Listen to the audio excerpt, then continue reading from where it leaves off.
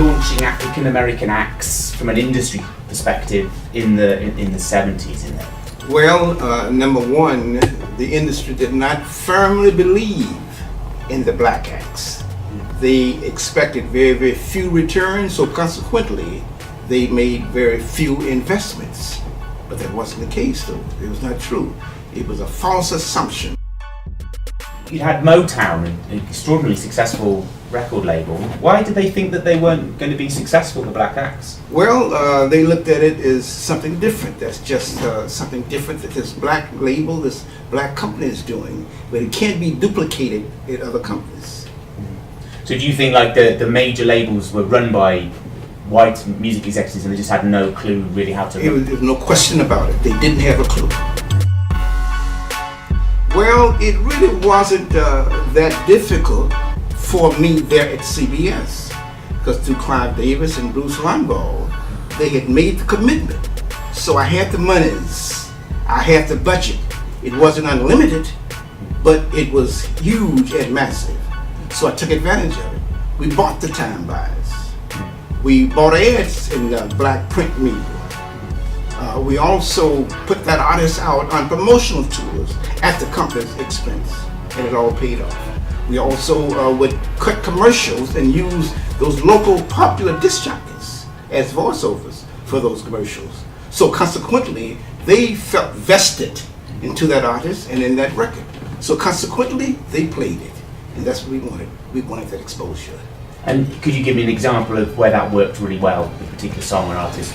Yes, I can think in terms of the very first release at CBS. It was a tune called Backstabbers by the Ojays. And that record was first tested at a place called Mount Morris Park in New York City. I think it's named now, I believe it's named after Malcolm X now. But anyway, it was called Mount Morris Park. And we brought the Ojays in from Philadelphia. And we had all these youngsters in the neighborhood there in Harlem to come to this free concert. So we tested it, and they loved it. We released that record. And when we released it, before you know it, the airways were saturated with the Ojays and Backstabbers. And as a result, it went gold. That was the very first gold record, my tenure at CBS, with the Ojays with Backstabbers.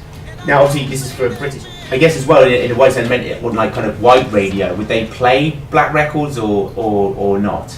Absolutely not. They would not play the black records at all. Now, mind you, this was in the early 70s, and segregation was rampant throughout the entire country. You had your black radio stations or your R&B radio stations that only played black records. You had your white radio stations or top 40 radio stations that only played white records. I mean, the lines were drawn. No one crossed them. So obviously what you wanted is a crossover hit. So how did you make that? Crossover, that's what we wanted.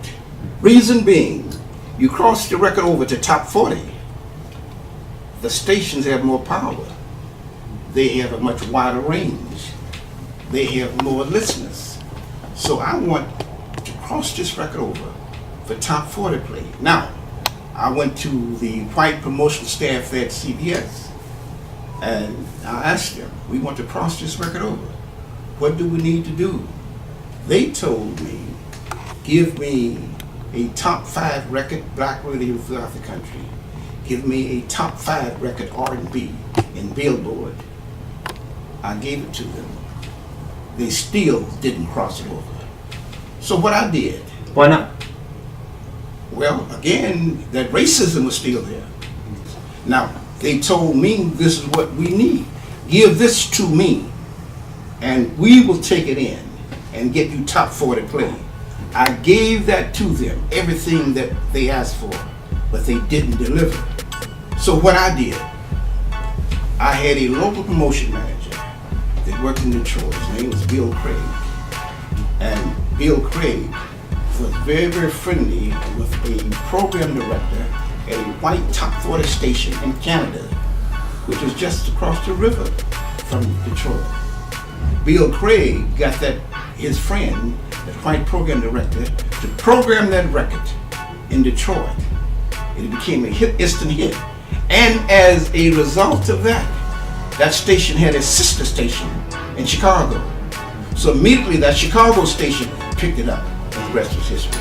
It took off from there.